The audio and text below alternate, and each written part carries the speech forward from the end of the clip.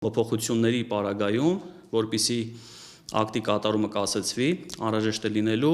լրացուցիչ միջնորդություն ներկայացնել։ Փաստաբան Աշոտ Նուրիջանյանը նշում է, դեռևս 2024 թվականին չվճարված հարկային պարտավորությունների մասով արդեն իսկ կար նման օրինագիծ, որ 2025-ի հունվարի 1-ից հարկային պարտավորություններ գանձելու վերաբերյալ վարչական ակտերը պետք է գնան կատարման և դրանց բողոքարկումը չի կասեցնում կատարումը։ 2024 թվականի ավարտին որոշվեց, որ դա կկիրառվի 26-ի հունվարի 1-ից։ Փաստաբանի դիտարկմամբ հանրային քննարկման ներկայացված այս նախագիծը նախորդի կատարելագործված տեսակն է, բայց միայն բացասական առումով։ Եթե քեզ տուգանել են ինչ-որ գումար, ճանապարհային օրինակ երթևեկության այդ վարչական ակտերը դրանք չարյաց փոքրագույն են, քանի որ փոքր գումարներ են։ Պատկերացրեք միլիոնավոր անհիմն հարկային պարտավորությունների տուգանքները, որոնք որ հարյուրներով եւ հազարներով ամեն տարի դատարանի կողմից անվավեր են ճանաչվում։ Պատկերացրեք, որ դրանք եթե միանգամից այսպես գնան կատարման, արդեն նախ ֆիզիկական անձին, կանհատ ձեռնարկատերերը եւ տնտեսվարողները արդեն գուցե կորցնեն հետաքրքրությունը դրանք վիճարկելու, սնանկացման գնան ու դա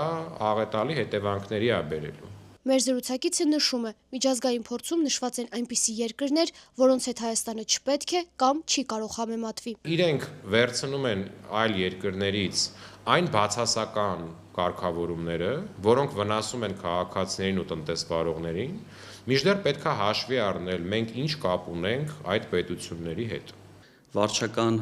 դատարանում քննվող գործերի, եթե ոչ մեծամասնություն, ապա առնվազն կեսը կապված են բարեկային ծառայության որոշումների հետ, ու հիմնականում վիճարկում են տուգանք կիրառելու վերաբերյալ որոշումները։ Եթե կան հարյուրներով ու հազարներով ամեն տարի, գուցե տասնյակ հազարներով անվավեր ճանաչված վարչական ակտեր, պարզ չի, որ դրանց այդ ակտերի այսպես բավականին մեծ մաս ի սկզբանե իրավաչափ չեն։ Մեր զրուցակիցը կատարվելիքը պետությանը անտոկոս վարկ տրամադրել է որակում։ Նրա խոսքով, եթե անգամ որոշվի, որ քաղաքացին իր վճարած գումարը հետ է ստանալու, դա լինելու է միայն դատական երկար քաշքշուկներից հետո, իսկ անձի կրած վնասը ով է փոխհատուցելու։ Ստեղ հասկանալի չի, երբ որ դու այսպես օրենսդրական միջավայրը պետության տանում ես հնարավորինս վատթարացման,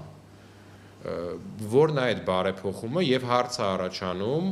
ինչու պետք է քաղաքացիները շահագրգռված լինեն ապրելու Հայաստանում, ինչու պետք է տնտեսվարողները շահագրգռված լինեն ձեռնարկատիրական գործունեություն իրականացնել Հայաստանում, երբ որ այդ ոլորտներում Հայաստանի օրենսդրությունը հնարավորինս խստացվում է, հնարավորինս բոլոր այլ պետությունների խիստ կարգավորումներն են ներդնում, այստեղ ստացվում է, որ տնտեսվարողը երկար կմտածի, գուցե ես նույն բիզնեսը տանեմ այլ պետությունում անեմ,